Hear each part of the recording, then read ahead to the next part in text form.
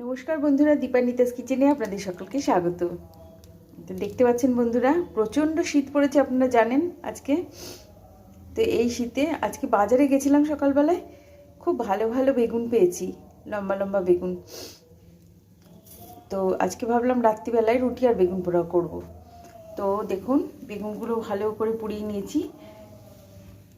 গ্যাসে পোড়াতে খুবই অসুবিধা হয় যদিও, তো আমি এইরকম একটা যেগুলো বাসনপত্র রাখা হয় সেরকম একটা ফ্রেমটা, এই যে এরকম একটা ফ্রেম আমি এর ওপরে দিয়ে নিয়েছি।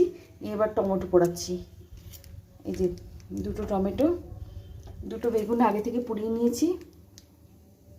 আর এইভাবে ফ্রেম দিয়ে, এই যে ফ্লেম কম করো, ফ্লেম বাড়িয়ে দিয়ে আরামসে টমেটোগুলো পুড়ে যাচ্ছে। এবার কাঁচা লঙ্কা, তেল, লবণ দিয়ে এগুলোকে ছাড়িয়ে ভালো করে এগুলোকে স্ম্যাশ করে রুটির সাথে খাও।